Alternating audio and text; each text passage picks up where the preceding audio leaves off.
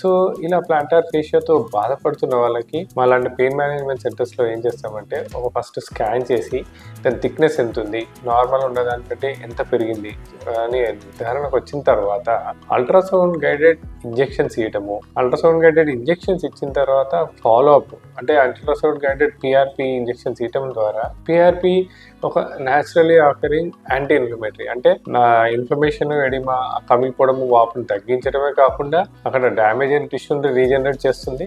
So దాని తర్వాత వాళ్ళకి కొన్ని హోమ్ రెమెడీస్, అంటే ఫస్ట్ ఆఫ్ ఆల్ ఎలా సాఫ్ట్ స్లిప్పర్స్ వేసుకోవాలి, తర్వాత హీల్స్ లేని చెప్పులు వేసుకోవడము, అండ్ కొంతమందికి సిలికాన్ సోల్స్ ఉంటుంది. మనం రెగ్యులర్గా యూజ్ చేసే షూస్లో ఏ షూస్ అంటే ఆ షూస్ లోపల సిలికాన్ సోల్స్ పెట్టుకొని వెళ్ళటము. నాలుగోది పొద్దున్న లేచి కిందికి దిగే ముందు స్ట్రెచ్చింగ్ ఎక్సర్సైజ్ చేసుకోవడము, తర్వాత వెయిట్ మేనేజ్మెంట్ చేయటము. సో ఇలా ఒక మల్టీ మోడల్ అప్రోచ్ ద్వారా ప్లాంటార్ ఫేషియా తోటి బాధపడే వాళ్ళకి ఒక దీర్ఘకాలిక పరిష్కారం అలాంటి పెయిన్ మేనేజ్మెంట్ సెంటర్స్లో అవైలబుల్ ఉంటుందండి. Thank you.